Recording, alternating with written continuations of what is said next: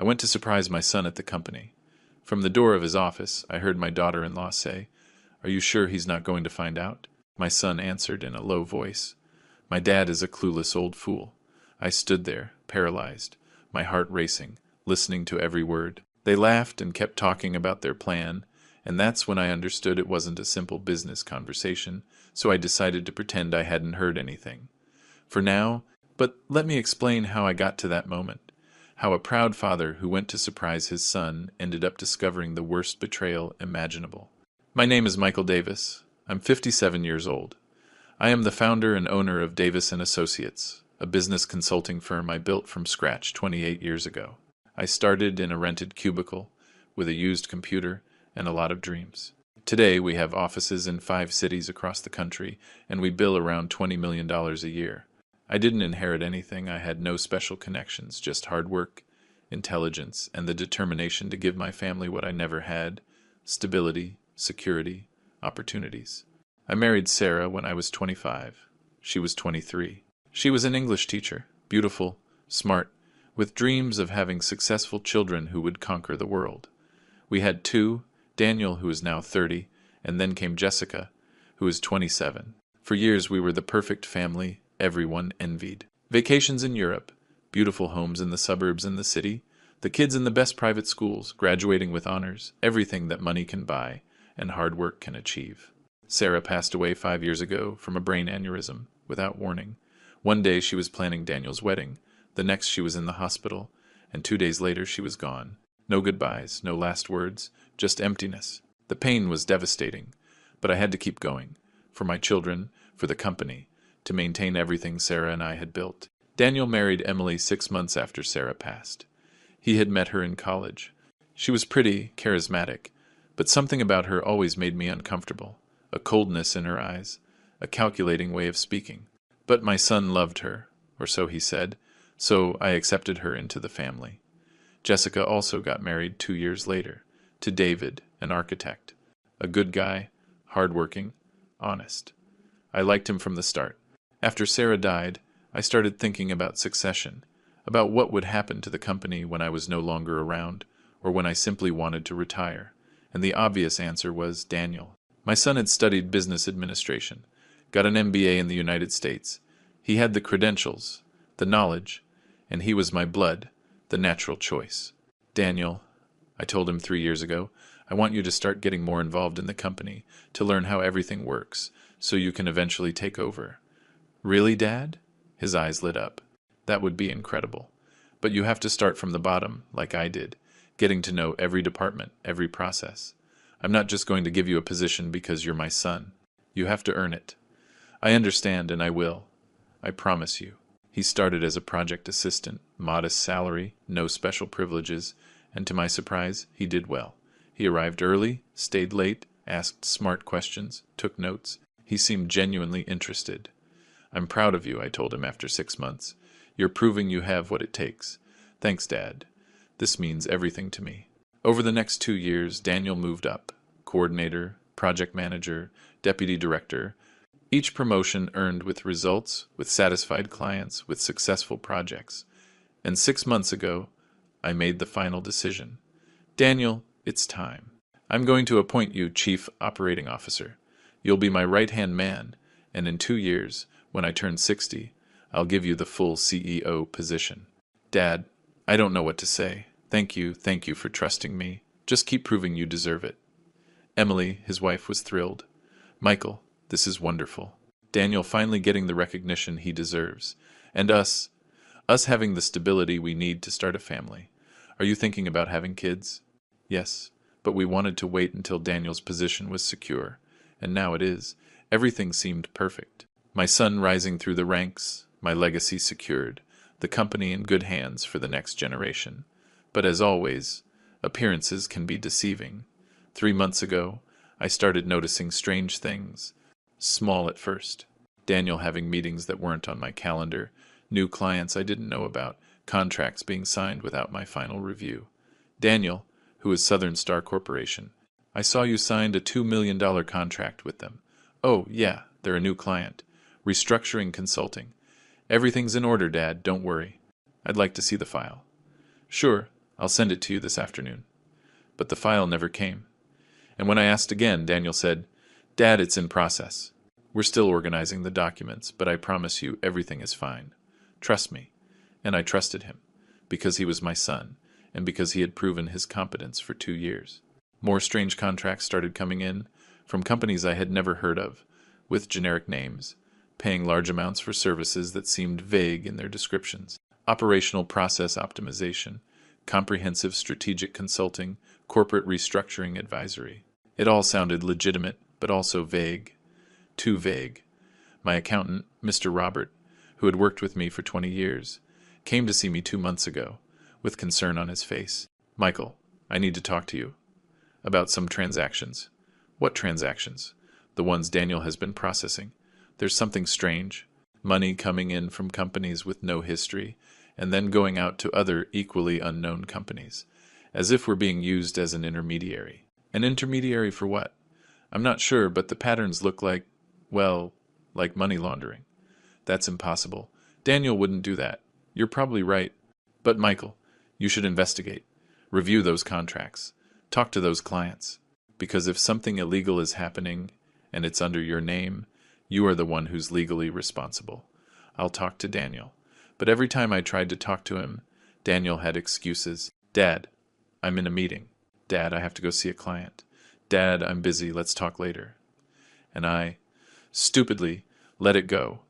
Because I trusted him. Because I didn't want to believe my son was hiding something from me. Until yesterday, when I decided I needed answers, and I planned to surprise him at the office, unannounced, to finally have that conversation I'd been putting off for weeks.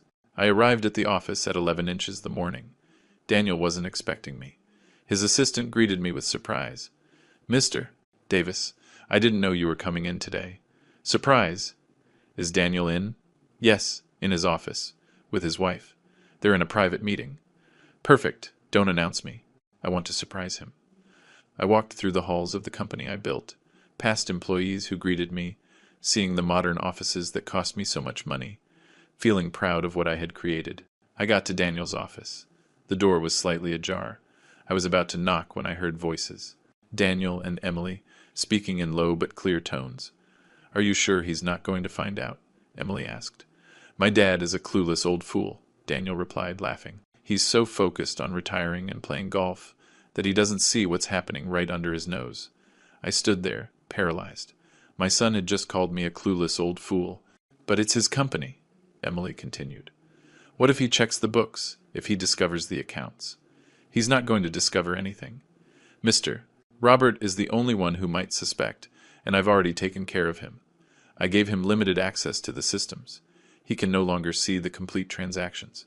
You're so smart, Emily said with an admiring tone. You know, when this works, when we bill the $25 million, our commission will be $2.5 million. Enough to buy that house you want in the rich part of town. And then more contracts, more money. Eventually, we can push my dad out completely. Declare him incompetent if we have to, and take total control. And if he resists, then we use Plan B. We have enough documentation to frame him. Everything is in his name. If something goes wrong, he's the one who goes down, not us. My heart was beating so hard, I thought they would hear it. My son wasn't just calling me a clueless old fool. He was using my company to launder money. He was planning to push me out. And if something went wrong, I would be the one to face criminal consequences. And your sister? Emily asked. Does Jessica suspect anything? Jessica is a fool. She only cares about her kids and her mediocre architect husband. She pays no attention to the business, and even if she did, she wouldn't understand anything. And if your dad talks to her, if he tells her his suspicions, he won't. He's too proud. He doesn't want to admit he might have made a mistake by trusting me. He'd rather believe everything is fine than face the fact that his perfect son is a fraud. They laughed, both of them, enjoying their betrayal, planning my downfall. I backed away silently, my heart in my throat, my hands trembling. I needed to get out, to think, to plan. I walked back through the hallways, this time without seeing anyone, without feeling pride, only feeling betrayal, pain, and a growing rage. I got to my car, sat down, and processed what I had just heard. My son was using me, my company, my name, my reputation. Everything was being used to launder money, probably from organized crime. And if the authorities discovered this, I was the one who would go to prison, not Daniel. He had made sure of that. Everything is in his name, he had said, which meant the fraudulent contracts had my signature, or forgeries of my signature, and I would be held responsible. The rage consumed me. But so did the pain, because it wasn't just a business betrayal, it was a personal one. My son had called me a clueless old fool. He had planned to declare me incompetent. He had used my trust, my fatherly love, as a weapon against me. But then something changed. The rage turned into something cold, calculated, strategic. If Daniel thought I was a clueless old fool, he was mistaken. I had built an empire from scratch. I had navigated economic crises, fierce competition, difficult clients. You don't survive 28 years in consulting by being a fool. And if my son wanted a war, he would get one. But on my terms, not his. I took out my phone. I called my personal lawyer, not the corporate lawyer. That one was probably compromised too. I called Michael Price, my friend from college, who was now one of the most respected lawyers in the country. Michael, I need to see you. Urgently. It's about my company. And my son. What happened? I can't say over the phone. Can you come to my house tonight? 8 o'clock.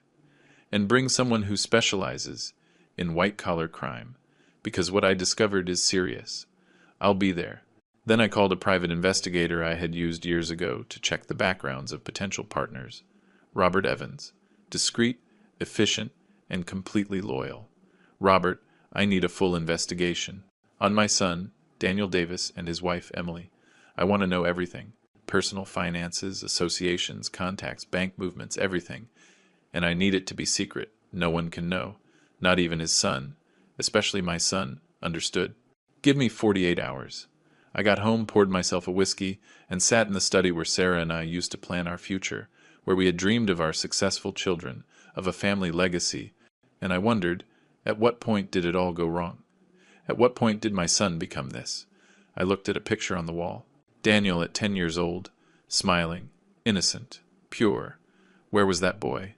When did he die, and get replaced by this man who called me a clueless old fool? My phone rang. It was Daniel. Hey, Dad. Your assistant told me you were at the office today, but you didn't look for me. Did something happen? His voice was warm, concerned, completely fake. No, son, I just stopped by to pick up some documents, but I saw you were busy in your office, so I didn't want to interrupt. Oh, well, you should have said hi. I always have time for you. A lie. A complete lie. I know, but don't worry. I'll see you tomorrow at the board meeting. I'll be there. And Dad, thanks for trusting me, for giving me this opportunity. I won't let you down. You already did, I thought. You already did in the worst way possible. I know, son. See you tomorrow. I hung up. And in that moment, I made a decision. I would not confront Daniel yet. I wouldn't show him that I knew. Because if I did, he would have time to cover his tracks, to destroy evidence, to prepare his defenses.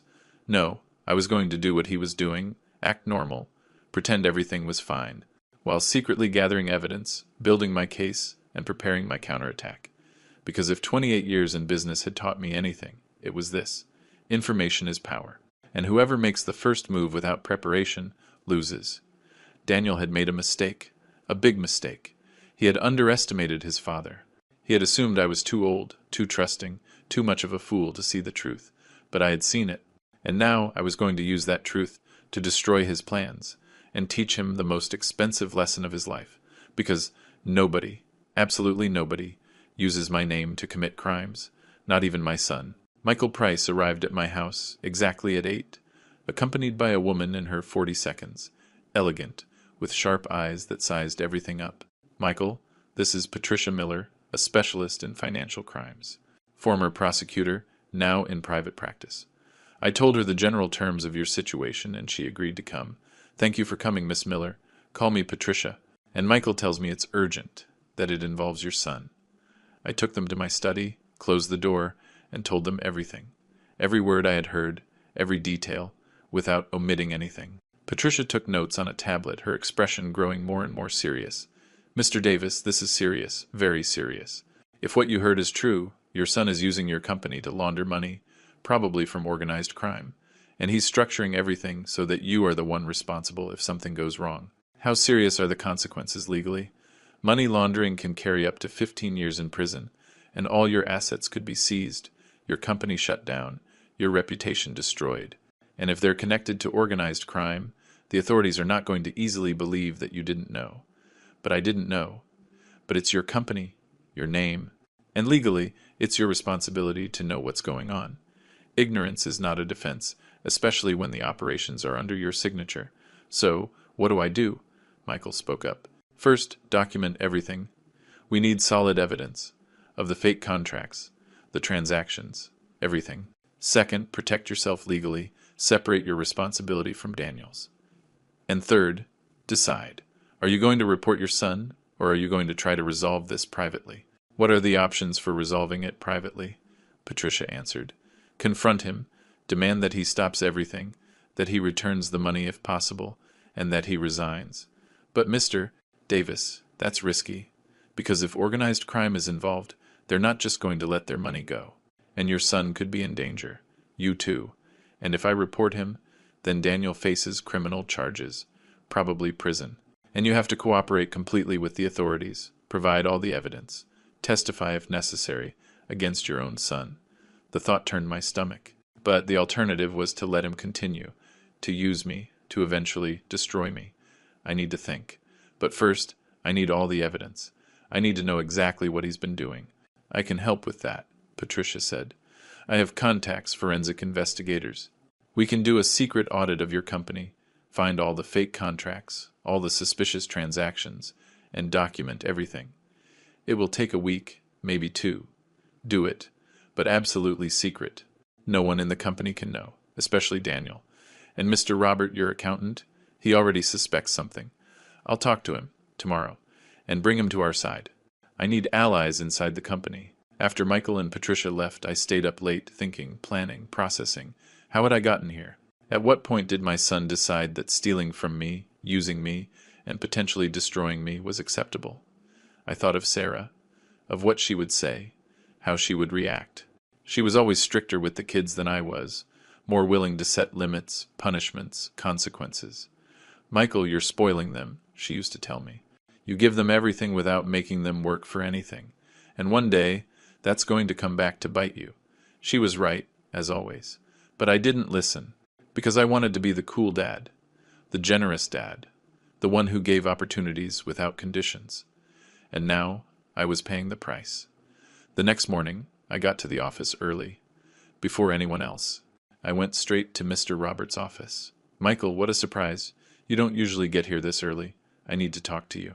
About what you told me 2 months ago, the strange transactions. His expression turned serious. You investigated. Yes, and you're right. Something is wrong. Very wrong. But I need your help. And I need this to be completely confidential. What do you need? Full access to all the transactions, all the contracts, everything Daniel has been handling. And I need you to gather it without him knowing. That's going to be difficult. Daniel changed my permissions in the system 3 weeks ago. I don't have full access anymore. Can you get that access back without him knowing? I can try. I'm the system administrator. Technically, I have the authority to change permissions. But if Daniel checks the logs, he'll know I did something. Do it anyway. And then delete the logs, or modify them, whatever is necessary.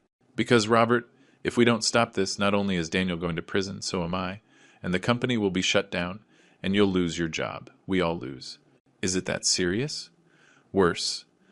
But I can fix it. If I have the right evidence. Will you help me? Mr. Robert looked at me for a long time, then nodded. You're a good man, Michael, and you've been fair to me for 20 years. So yes, I'll help you. Give me 3 days. I'll gather everything. Thank you.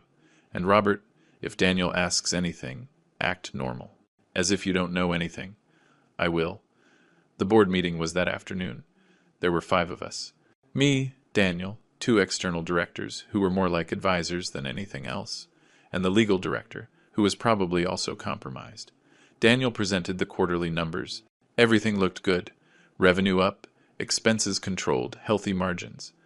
Excellent work, Daniel, I said, playing the part of the proud father. The new clients are generating good results. Thanks, Dad. I'm just applying what you taught me. Liar. Disgusting liar. Tell me more about these clients. Southern Star Corporation, Integrated Innovation Group, Pacific Strategic Development.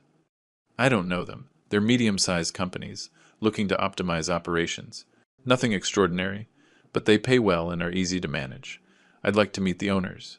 Maybe we can expand our work with them. I saw a flash of panic in his eyes. Quick, but it was there. I don't think that's necessary, Dad. They're mid-level clients. They don't require the founder's attention. It would be like using a cannon to kill a mosquito. Still, I like to meet our clients. This business was built on personal relationships. Okay, I'll organize something. But maybe in a month. They're busy right now. Perfect. I look forward to those meetings. There were not going to be any meetings, because those clients probably didn't exist, or were shell companies. But I wanted to pressure him, to see how he reacted. After the meeting, Daniel stopped me.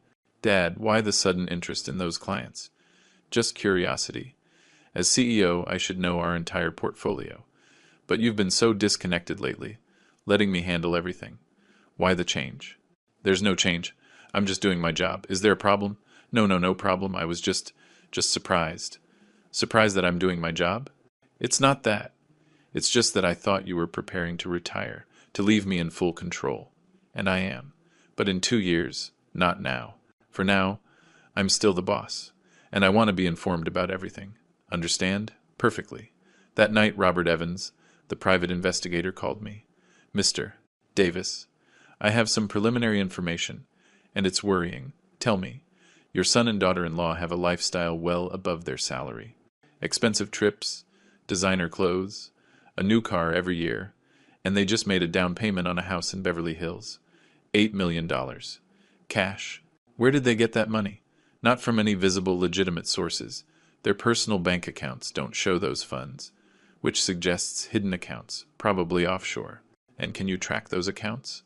I'm working on it, but I need more time, and will probably need access to computers or phones to find the details. Keep digging. And Robert, there's something else. I need you to find out who the real clients are. Southern Star Corporation, Integrated Innovation Group, all of them. I need to know who's behind those companies. I'll do it. But Mr. Davis, if these clients are connected to organized crime, this gets dangerous. For you, for me, for everyone. I know. But I have no choice. I need the truth. 3 days later, Mr. Robert came to my house at night with a USB drive in his hand. Here it is, all the contracts Daniel has signed in the last 8 months. All the transactions, all the money movements, everything. And Daniel suspects? I don't think so. But Michael, you need to see this. Now, because it's worse than you thought. We connected the USB to my laptop, and for the next 3 hours, Mr. Robert showed me everything. 23 shell companies, fake contracts for a total of $45 million. Money coming in, money going out, using my company as a washing machine, and my signature. It's on these contracts. Yes. But Michael, it's not your real signature. It's forged. Very well done, but forged. Daniel has access to your digital signature, and he's been using it without your authorization.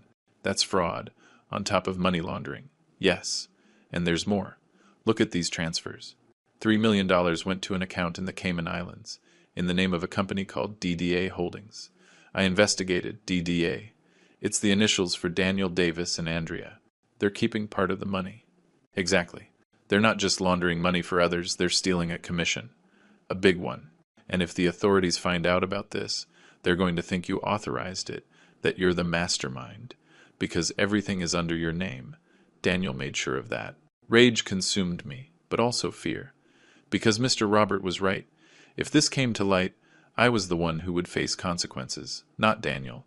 He had built the perfect structure to sink me. Can you make copies of all this? Multiple copies, in different formats, and keep them in safe places. I already did. I have 3 USBs, one for you, one for me, and one in a safe deposit box at the bank. Good, because we're going to need this very soon. The next day, Patricia Miller came to my house with her team of forensic investigators. I gave them access to everything Mr. Robert had gathered. This is enough, she said after reviewing it. Enough to press criminal charges. Enough to separate your responsibility from your son's. And enough to protect you if the authorities are already investigating. Do you think they're already investigating? It's possible. Movements of this magnitude generate automatic alerts in the financial system. If someone in the financial intelligence unit saw something suspicious, they could be building a case. And they'd rather have you as a cooperating witness than a suspect. So what do you recommend? That you get ahead of it. That you go to the authorities first, before they come to you. Present the evidence, show that you were a victim of fraud committed by your son, and cooperate completely. And Daniel? Daniel faces prison time. A lot of it. And his wife, too. And if organized crime is involved, their lives could be in danger when those people find out they've been exposed. I don't want anything to happen to them physically. I just want justice. Then you need to act fast. Because every day that passes, more money is laundered, and the deeper your son digs his own grave. That night, Daniel called me. Dad, can we have dinner tomorrow? Just you and me. There's something I want to discuss with you. About what? About the future. About the company. About speeding up your retirement. There it was, the move I had been waiting for. Daniel pushing for me to get out sooner, to have complete control, to be able to operate without my supervision. Of course, son. Let's have dinner. Where? At my house. Emily's going to cook. Something special. Just family. Perfect. What time? 8. We'll be waiting. I hung up, and I knew exactly what was going to happen. Daniel was going to pressure me, maybe try to get me to sign documents, maybe even drug me like Rodrigo in the previous story, or simply manipulate me emotionally. But I had a different plan, and that dinner was going to be memorable, but not in the way Daniel expected. I called Patricia. Tomorrow night, my son is going to try something, and I want to be prepared. Can you get me recording equipment? Discreet, something I can wear without it being noticed. I can. Are you going to record him without his consent? Yes. And I know it's not admissible in court, but I want a record of what he says, of what he tries. I understand. I'll get you the equipment. But Michael, be careful. If he gets violent, if you feel you're in danger, leave immediately. I will. I spent that day preparing myself mentally, knowing that the next day's dinner would be the breaking point, the moment where everything would change. And although my heart ached for what I was about to do, my mind was clear, because it was no longer just about me.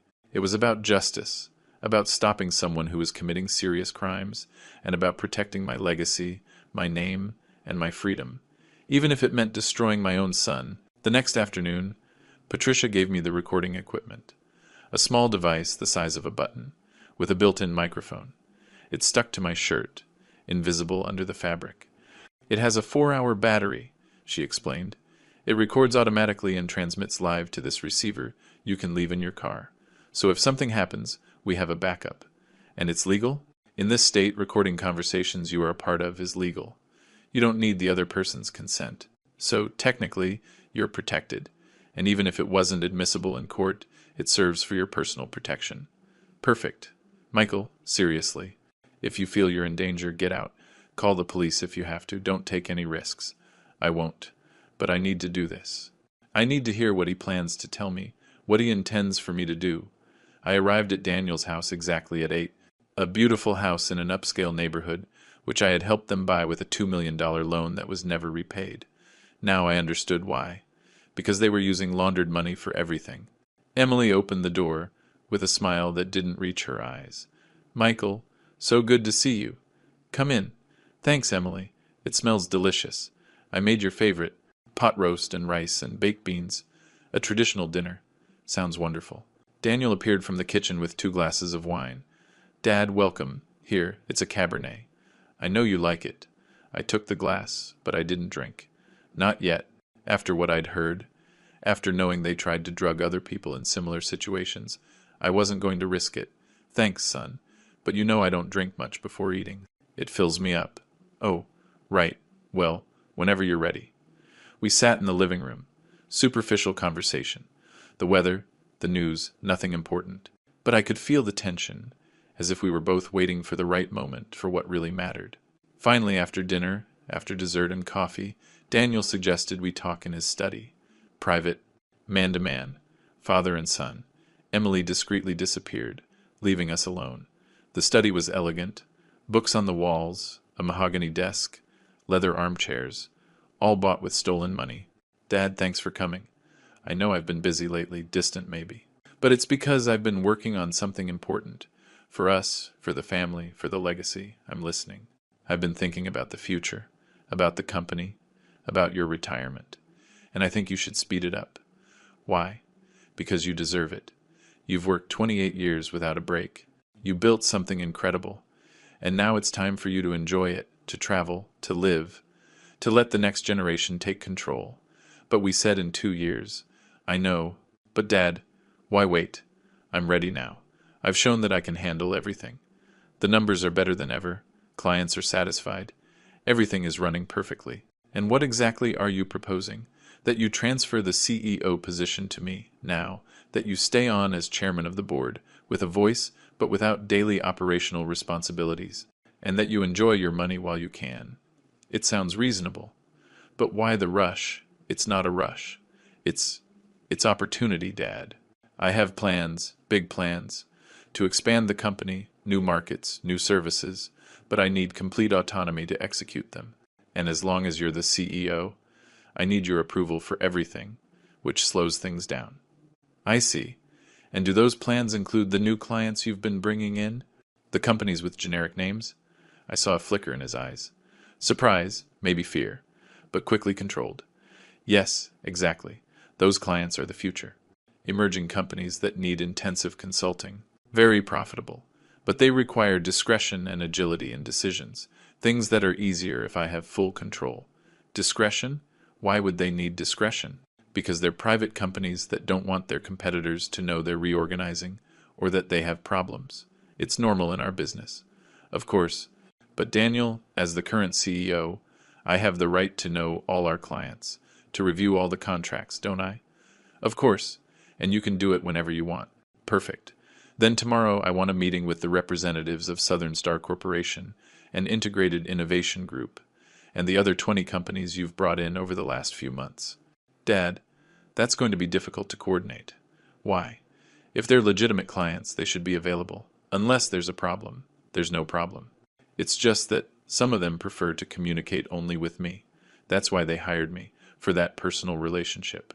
But I'm the founder, the CEO. My presence should be an honor for them, unless they don't really exist. Silence. Long, uncomfortable. What are you implying, Dad? I'm not implying anything. I'm asking directly. Are those clients real, or are they shell companies you're using to launder money? Daniel stood up, quickly, with rage in his eyes. How dare you? How dare you accuse me of something like that? It's not an accusation if it's true. And Daniel, I know the truth. I know exactly what you've been doing, using my company, my name, my forged signature, to launder millions of dollars. You're crazy, paranoid, maybe Mr. Robert was right. Maybe you are losing your mind. Mr. Robert didn't say anything like that. In fact, he was the one who alerted me, who showed me the suspicious transactions, who helped me gather all the evidence. Evidence? What evidence? Of the 23 fake contracts, of the $45 million laundered, of your account in the Cayman Islands where you've deposited commissions. Of everything. Daniel turned pale. For the first time, the control was gone, replaced by pure panic. You have nothing, you're making it up, I have everything. Contracts, transactions, bank records, testimonies, and most importantly, I have your voice. The recording of you and Emily a week ago, planning how to get me out of the company, how to declare me incompetent if necessary, and how to use me as a scapegoat if something went wrong. You were spying on us?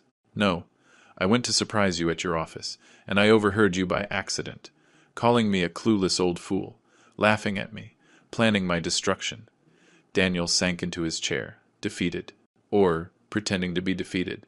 Dad, I can explain. There's no explanation that justifies what you did. Betrayal, fraud, money laundering, forgery. Do you know how many years in prison you're facing for that? Dad, please. You don't understand. I had no choice. I was in debt, with bad people, dangerous people, and they offered me a way out. Use the company to launder their money, and they would forgive my debts. I had no choice. There's always a choice. You could have come to me, asked me for help. But instead, you decided to use me, destroy me, and blame me if something went wrong. I didn't want to involve you. You already involved me. Everything is in my name, my signature, my company, my reputation. If the authorities discover this, I'm the one who goes to prison, not you. I'm sorry, Dad. I'm truly sorry. But we can fix this. We can stop everything, return the money, close those accounts, and nobody has to know. It's too late for that, because I already know. And I'm not going to let this continue. What are you going to do? What I should have done from the beginning. Protect myself. And that means reporting you. You can't do that. I'm your son. You're a criminal who happens to share my blood, but that doesn't give you the right to destroy me. Emily ran into the study. She had clearly been listening from outside. Michael, please, think about your family, your legacy. If you report Daniel, the scandal will destroy the company. Everything you worked for will disappear. Is that what you want? What I want is justice and protection for myself and for the legitimate company I built, not the criminal operation you two created. We're family, Emily pleaded. Family protects each other, forgives each other. Where is your compassion? My compassion died when I heard your husband call me a clueless old fool. When I discovered you were planning to declare me incompetent. When I understood that you would watch me go to prison for your crimes without blinking an eye. Daniel changed tactics. The pleas turned into threats. Dad, if you do this, if you report me, I'll drag you down with me. I'll say that you knew everything, that you planned it, and that I was just following orders. Go ahead, try it. I have evidence that you forged my signature, that you manipulated systems without my knowledge, that you conspired behind my back. Your word against my evidence. Who do you think they're going to believe? The people we're working with. They're not going to let this get out. They'll do whatever it takes to protect their operation, including hurting whoever is necessary, even you. Are you threatening me with organized crime? I'm warning you. If you expose this, not only am I in danger, so are you. So is Jessica. The whole family. Then I suggest you cooperate with the authorities. Give them names, information, everything you know, so they can protect all of us, and so that maybe, just maybe, your sentence will be reduced. I'm not going to be a snitch. Then you're going to be a prisoner. For many years, you decide. I stood up to leave, but Daniel blocked the door. You're not leaving until you destroy that evidence, until you promise you won't say anything. Get out of my way. No, not until you promise me. Daniel, move. Now. Dad, please, I'm begging you. I can't go to prison, I can't. I pushed him gently, but he reacted by grabbing my arm, hard, with desperation. You're not going to ruin my life. I won't let you. Let go of me. Now. Emily intervened, pulling him away. Daniel, let him go. You're making things worse. He finally let me go, and I walked out of that house, trembling, not from fear, but from rage and pain, because that wasn't my son, not the one I knew. It was a stranger, dangerous, desperate. I got to my car, checked that the recording had worked, and yes, every word had been captured, including the threats, the admissions, everything. That night, I called Patricia. I need to go to the authorities. Tomorrow, as soon as possible. Because this is escalating and it's no longer safe to wait. I understand. I'll make the calls. I have contacts at the Attorney General's office, in the Financial Intelligence Unit. We'll present everything, with guarantees of protection for you, and for my other daughter, Jessica. She knows nothing about this, but Daniel threatened that organized crime could hurt her. We'll ask for protection for her as well, for the duration of the investigation. The next morning, I called Jessica. Honey, I need to see you. Urgently. At my house. It's important. Dad, what's wrong? You sound worried. I am. But I can't explain over the phone. Just come. Bring David if you want. But I need to talk to you. An hour later, Jessica arrived with her husband. I told them everything. Every detail. From what I heard in Daniel's office to the confrontation last night. Jessica cried. I can't believe it. Daniel was always. He was always the perfect brother. The successful one. How could he do this? I don't know, honey, but he did. And now I have to protect us. All of us. What are you going to do? I'm going to report him. Today. And the authorities are going to arrest him. Probably today or tomorrow. And I want you to be prepared. Because the media is going to cover this. And our family is going to be under scrutiny. David spoke. Mr. Davis, is there a real risk from organized crime? Should we be worried? Possibly. That's why I'm going to ask for protection for Jessica and for you until the criminals involved are arrested. And the company? What's going to happen to it? It's going to survive. Because I'm going to prove that the criminal operations were carried out without my knowledge by Daniel. And I'm going to clean house, fire anyone who was involved, and rebuild the reputation. And Daniel? Are you going to visit him in prison?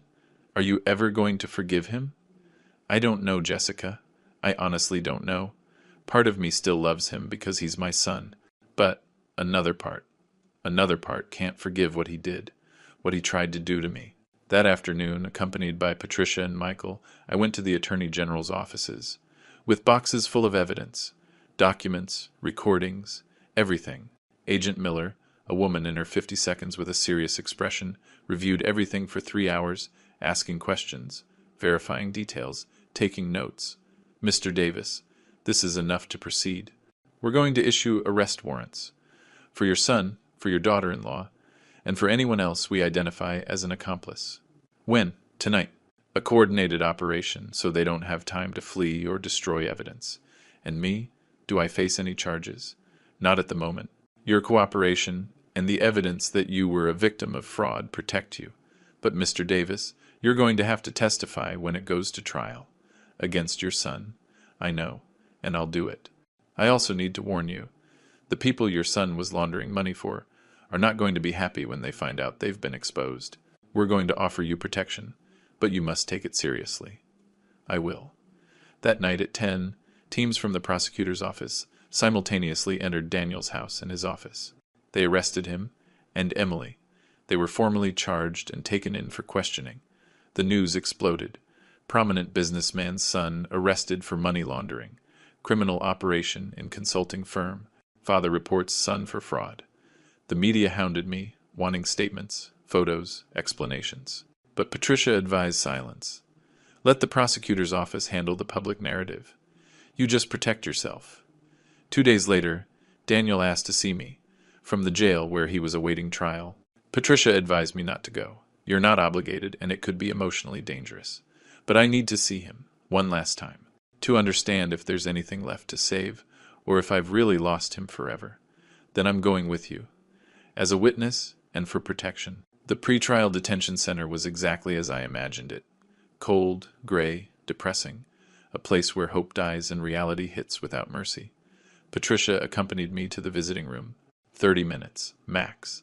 And if he says anything that makes you uncomfortable, that threatens you, we end the visit immediately. Understood. Daniel came in 5 minutes later, escorted by 2 guards. He was wearing the orange jumpsuit of a detainee, unshaven, with deep dark circles under his eyes. He had lost weight, and something else. The arrogance, the confidence he always had. He looked broken. We sat down, separated by a table, with Patricia nearby. Observing, "Dad," he said, in a broken voice, "thanks for coming. I didn't think you would. I almost didn't. Why did you then? Because despite everything, I still need answers. I need to understand how we got here. How my son became this. Dad, I didn't want this to happen. Not like this. How did you want it to happen?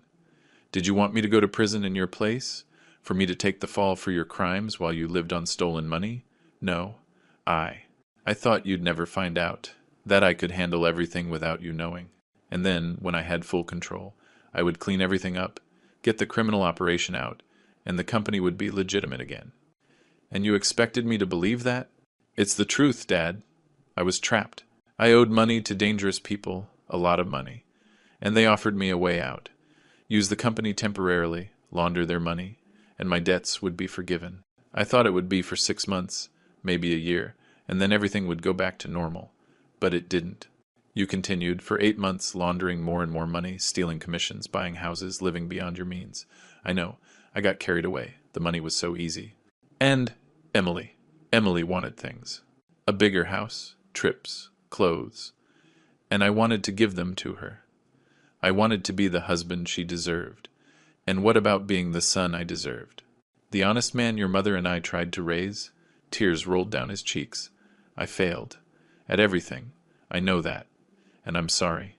Are you really sorry? Or are you just sorry you got caught? I'm sorry for everything. I'm sorry for betraying you, for calling you a clueless old fool, for planning to push you out, for forging your signature, for putting your freedom at risk, everything. And if I hadn't found out? If I had continued to trust you blindly, would you have stopped? Silence. Long. Uncomfortable. I don't know, he finally admitted. Probably not. because I had gotten used to the money, to the lifestyle, and I didn't want to give it up. Then you're not really sorry. You're sorry you lost. That your plan didn't work. But you don't feel genuine remorse for what you did to me, do you? No.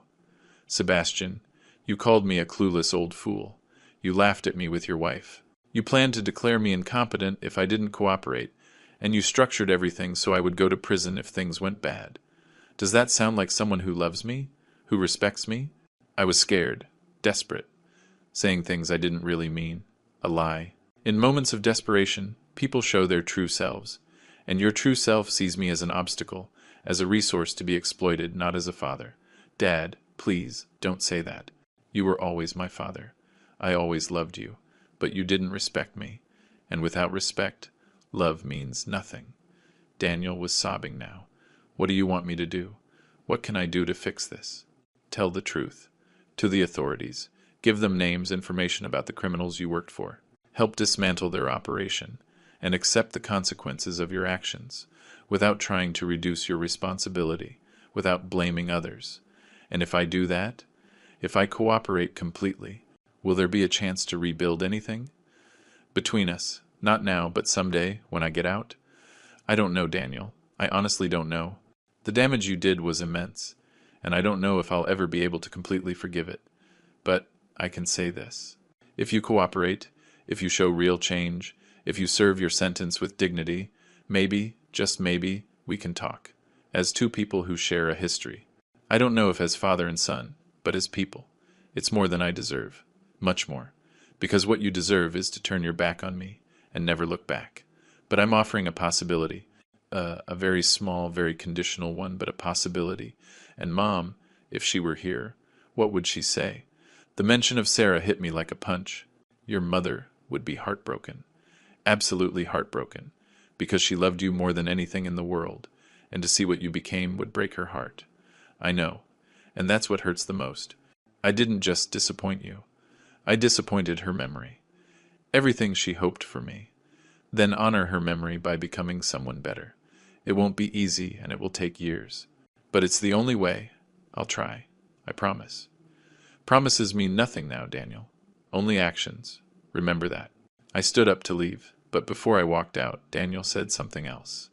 Dad, there's something you need to know. Emily is pregnant, 2 months. And when the baby is born, I'm going to be in here, in prison. And the child is going to grow up without a father. As punishment for what I did, my heart stopped. A grandchild, my grandchild, who was going to be born into the worst possible circumstances. Does Emily know? Yes. That's why she's so desperate, so scared.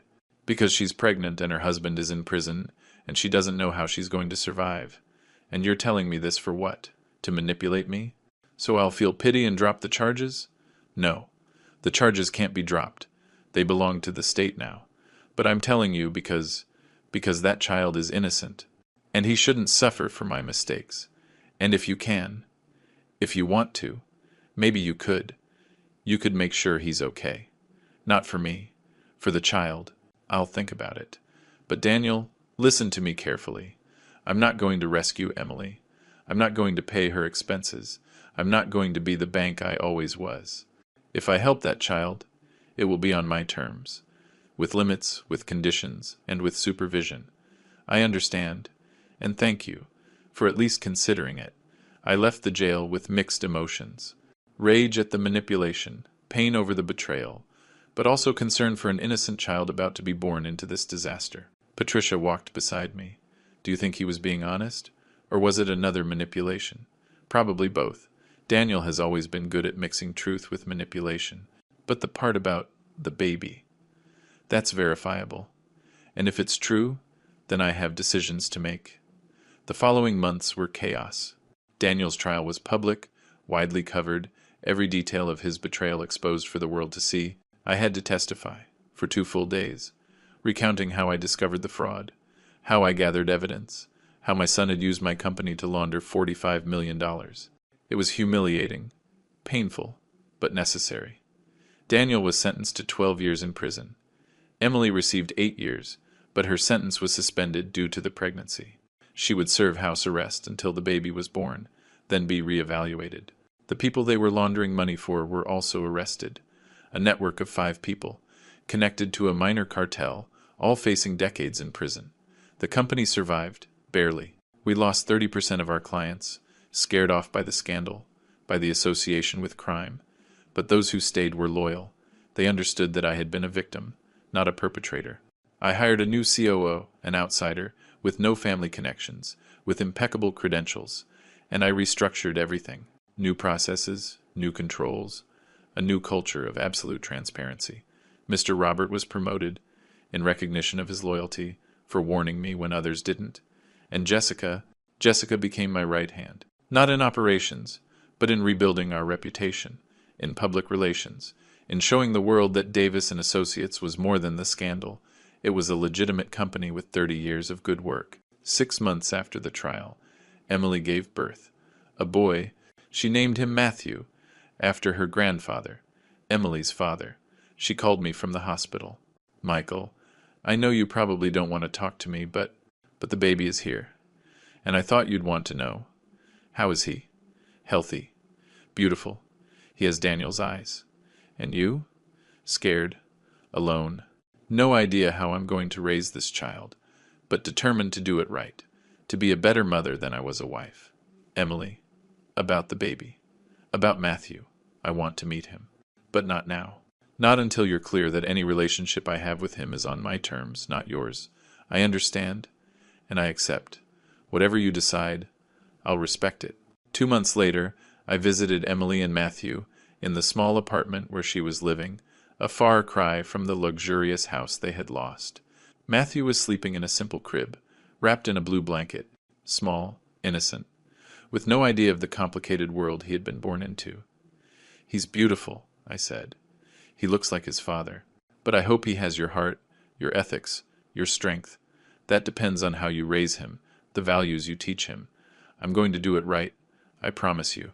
I won't make the same mistakes. And Daniel? Have you visited him? Once, when Matthew was born. But it was difficult. Seeing the man I love behind bars, knowing he'll be there for years, and knowing that part of the blame is mine, for pressuring him, for wanting things we didn't need. At least you recognize your part. I'm in therapy. Mandatory as part of my house arrest, but also necessary. Because I need to understand why I did what I did, why I chose easy money over integrity. And have you learned anything? That money doesn't buy happiness. I already knew that intellectually, but now I know it in my soul. Because I had all the money in the world, and I was miserable, scared, always looking over my shoulder, waiting to get caught. And now I have nothing. This small apartment, basic clothes, simple food. But I have peace, because I'm not living a lie. And I have Matthew, who is the only thing that really matters. We established an agreement. I would visit Matthew once a month.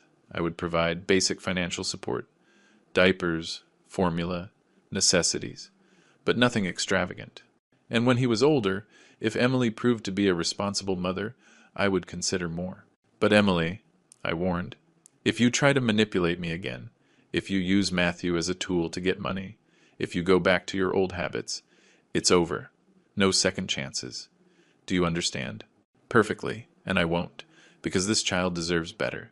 He deserves a grandfather who loves him, and I'm not going to ruin that.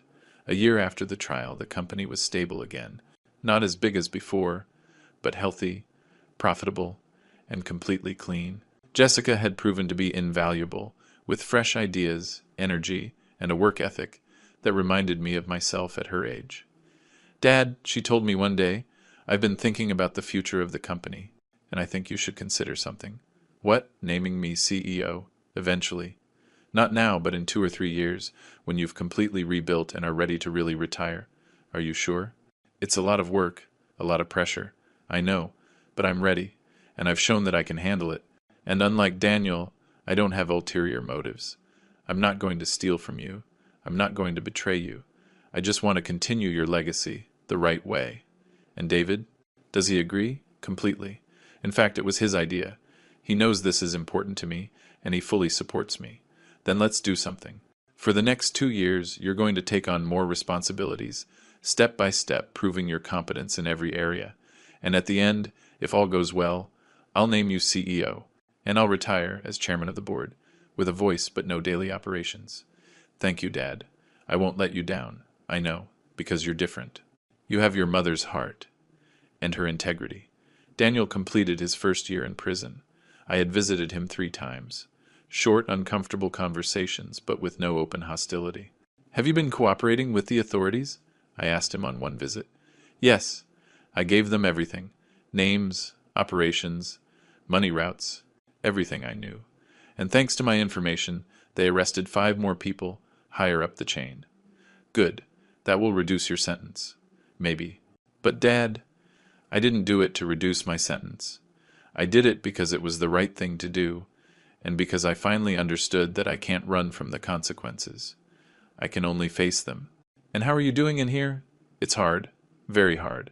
But also clarifying. In here I can't pretend. I can't use money to solve problems. I can only be me, and face who I really am.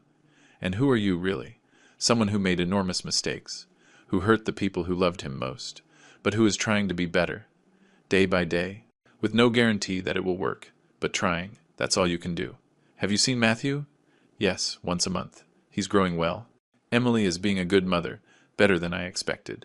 I'm glad, because that child deserves better than me, better than us. And if you can give him stability, love, a grandfather who teaches him real values, then something good came out of this whole disaster. Something good can always come from something bad. If you look for it, if you work for it. 2 years after the trial, I celebrated my 59th birthday with a small dinner at my house. Jessica and David, Mr. Robert and his wife, Patricia and Michael, who had become close friends as well as lawyers, and Emily with Matthew, who was now 2.5. Matthew ran around the garden laughing, chasing butterflies, completely oblivious to his family's complicated history. It's beautiful, Jessica said, to see new life, innocence, after so much pain. It is, I agreed, and it's a reminder that families can break, but they can also be rebuilt, in a different way, but rebuilt. Have you forgiven Daniel? Not completely, maybe never completely, but I've accepted what happened, and I've decided to focus on the future, on protecting Matthew, on building something with him that I couldn't build with his father. Do you think Daniel will change, really? I don't know. He has 10 more years in prison, a lot of time to think, to grow, or to become bitter. It's up to him. But my life no longer revolves around him. It revolves around you, around Matthew, around the company, around the things I can control. That night, after everyone had left, I sat in my study, the same place where I had processed the betrayal 2 years ago, where I had cried for the family I thought I had. But now, looking at photos from the dinner, seeing a smiling Jessica, Matthew playing, Emily finally at peace, I understood something fundamental. The family you have isn't always the family you need. And when that family betrays you, when they use you, when they try to destroy you, you have the right to rebuild, to choose who deserves to be in your life. Daniel made choices, bad choices, that led him to prison. And while part of me will always love him, because he was my son, another part understands that love isn't enough without respect, without integrity, without reciprocity. And I chose my dignity, my freedom, my peace, over protecting someone who didn't protect me. If you're listening to this story, if it resonates with you in some way, I want you to understand something. Family fraud is real, it's common, and it's devastating. Children who use their parents' companies to launder money, children who forge signatures, who steal, who betray, and who expect family love to protect them from the consequences. But love cannot and should not protect crime, and parents have the right to defend themselves, to seek justice, to set boundaries, even when those boundaries mean prison for their children. I went to surprise my son, and I discovered he was using me to launder money, that he saw me as a clueless old fool, that he planned to destroy me if necessary. And although it hurt, although it nearly destroyed me emotionally, I fought back. I gathered evidence, I reported him, and I survived. And today, 2 years later, I have a clean company, a daughter who respects me, a grandson who is growing up in a better environment, and a peace of mind I haven't had in years. Was it worth reporting my own son? A difficult question, because I lost the relationship I thought we had. But I gained something more valuable: authenticity, security, and the certainty that I did the right thing. From this city, at 59 years old, with a life rebuilt from betrayal, I wish you courage. The courage to see the truth, the courage to document it, the courage to act, and the courage to live with the consequences of doing the right thing, even when it's the hardest thing. My son called me a clueless old fool. He used me. He tried to destroy me. But I was smarter, more prepared, and when the time came, I did not hesitate to defend myself. And although part of my heart still hurts for what I lost, another part celebrates what I gained, the freedom to live without fear, without being used, and surrounded by people who truly value me. That, at the end of the day, is all that really matters. Thank you for listening to my story, and if it helped you in any way, if it gave you perspective or courage to face your own situation, share it, because somewhere, someone else is being used by their family, and they need to know that they're not alone, that they can fight back, and that survival is possible. Blood is not enough to justify abuse. Love is not enough without respect. And the family you build is sometimes better than the family you were given. I learned that the hard way, so you don't have to.